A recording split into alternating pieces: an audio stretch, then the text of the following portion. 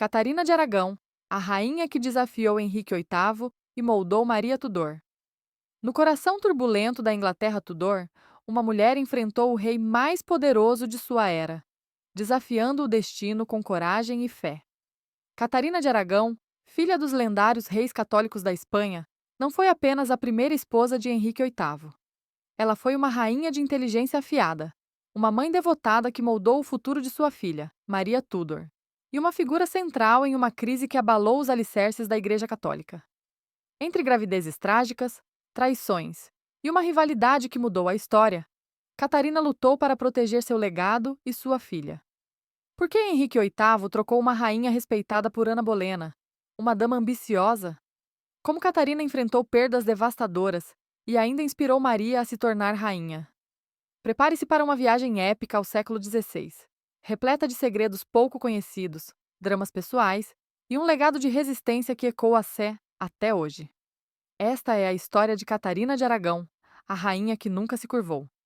Catarina de Aragão nasceu em 16 de dezembro de 1485, em Alcalá de Henares, filha de Isabel de Castela, e Fernando de Aragão, os reis católicos que unificaram a Espanha, conquistaram Granada e financiaram Cristóvão Colombo.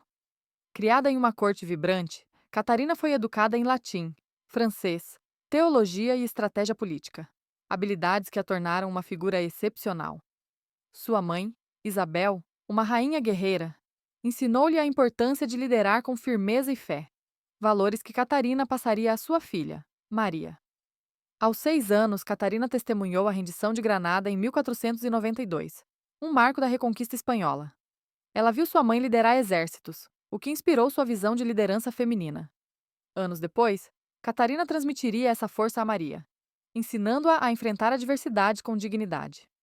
Aos 15 anos, Catarina foi enviada à Inglaterra para casar-se com Arthur Tudor, herdeiro do trono e filho de Henrique VII, selando uma aliança anglo-espanhola. A cerimônia, em 14 de novembro de 1501, na Catedral de São Paulo, foi um espetáculo de luxo, com banquetes e torneios.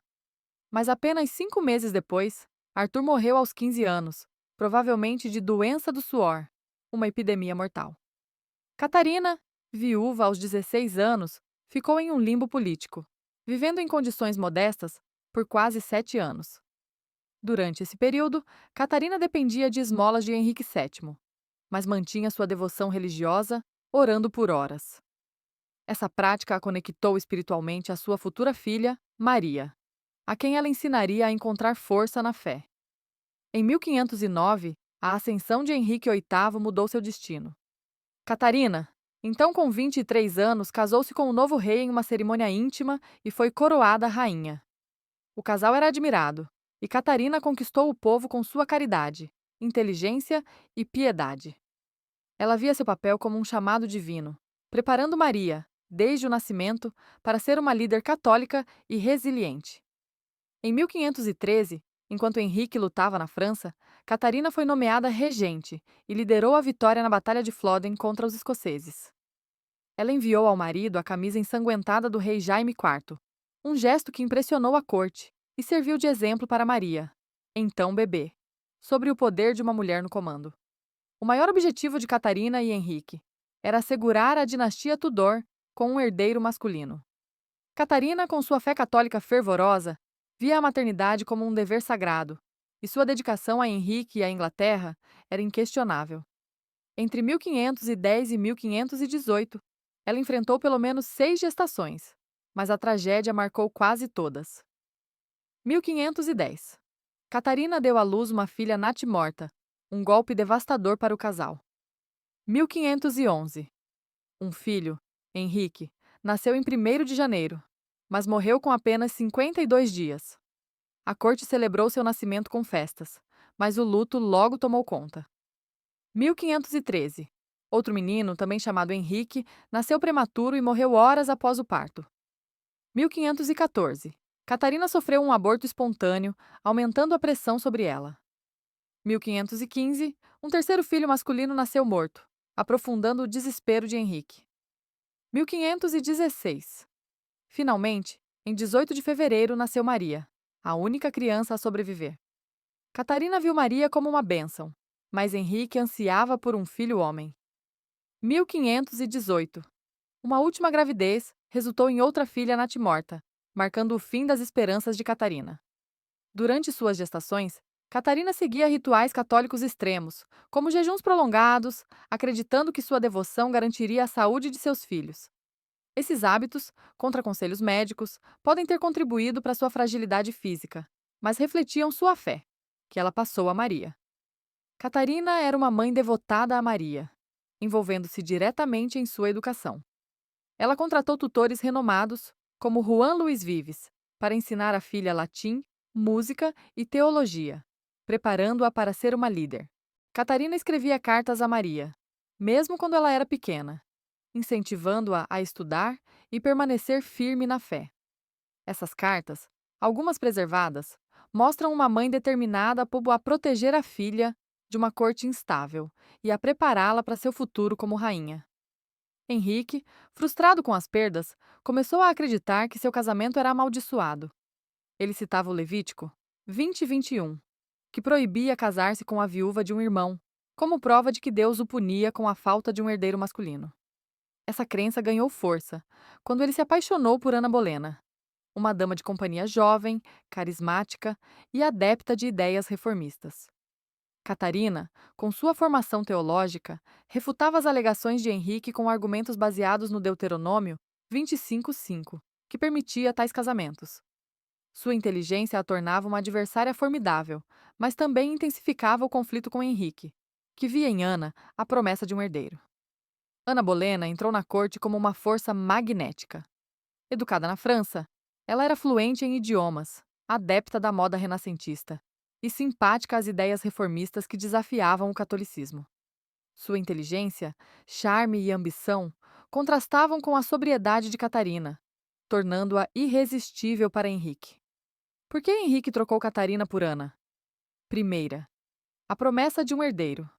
Ana, mais jovem e aparentemente fértil, representava essa esperança de um filho homem, algo que Catarina, após tantas perdas, não podia mais oferecer. Segunda atração pessoal. Ana usava seu charme e inteligência para cativar Henrique, recusando-se a ser apenas uma amante e exigindo o status de rainha. Terceiras ideias reformistas. Ana estava exposta a textos protestantes que questionavam a autoridade papal, o que alinhava-se com a ambição de Henrique de controlar a igreja. Quarta, pressão política. Henrique precisava de um herdeiro para estabilizar a dinastia Tudor, e Ana prometia renovação, enquanto Catarina, aos 40 anos, era vista como um obstáculo. Em 1527, Henrique iniciou sua campanha para anular o casamento com Catarina, alegando que era inválido por ela ter sido casada com Arthur. Catarina, porém, defendeu sua honra e o futuro de Maria com coragem. Em 1531, durante um julgamento eclesiástico, ela declarou: "Eu sou a verdadeira esposa do rei. Casei-me virgem, com a bênção da Igreja e de Deus. Maria é a herdeira legítima do trono." Essa defesa era tanto por seu casamento, quanto pela legitimidade de Maria, que corria o risco de ser deserdada. Catarina enviava mensagens secretas a Maria através de criados leais, exortando-a a manter sua fé católica e resistir às pressões da corte. Essas mensagens fortaleceram Maria. A Igreja Católica, pressionada pelo sobrinho de Catarina, o imperador Carlos V, recusou a anulação, criando uma crise. Catarina, proibida de ver Maria com frequência, sofria com a separação, mas continuava a orientá-la por cartas, reforçando sua identidade como princesa. Em 1533, Henrique rompeu com Roma, criando a Igreja Anglicana e declarando-se seu chefe supremo. Ele anulou seu casamento com Catarina, casou-se com Ana Bolena, que deu à luz Elizabeth, e consolidou seu poder. Catarina foi destituída, rebaixada a princesa viúva de Gales e exilada em castelos remotos como Kimbolton, onde viveu em condições precárias. A separação de Maria foi devastadora. Henrique proibiu mãe e filha de se encontrarem, temendo que Catarina incitasse Maria contra ele. Apesar disso, Catarina enviava cartas clandestinas, incentivando Maria a permanecer fiel ao catolicismo e a nunca aceitar a anulação. Em 1535, Catarina enviou a Maria um colar com uma cruz de ouro, que Maria usou pelo resto da vida como símbolo de sua ligação com a mãe. Esse gesto reforçava a promessa de Catarina de proteger a legitimidade de Maria, mesmo no exílio. Catarina mantinha uma pequena corte de seguidores leais, incluindo damas espanholas, e passava seus dias orando e costurando para os pobres. Ela assinava todas as suas cartas como Catarina, a Rainha, um ato de resistência que inspirou Maria a nunca renunciar à sua herança. Sua última carta a Henrique, escrita dias antes de sua morte, pedia proteção para Maria, mostrando seu amor inabalável. Catarina de Aragão morreu em 7 de janeiro de 1536, aos 50 anos, provavelmente de câncer ou problemas cardíacos. Sozinha, mas nunca derrotada, ela deixou um legado de coragem que moldou Maria Tudor. Maria tornou-se Maria I em 1553, tentando restaurar o catolicismo na Inglaterra, um reflexo da fé que Catarina lhe incutiu. Henrique casou-se mais 5 vezes, mas nenhuma esposa teve a resiliência de Catarina. Sua luta por Maria garantiu que a filha nunca esquecesse suas raízes, pavimentando o caminho para seu reinado.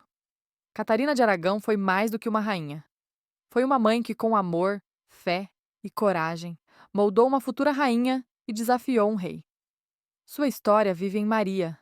Se você se emocionou com essa saga maternidade, perdas e resistência, curta, comente e inscreva-se para mais histórias da dinastia Tudor.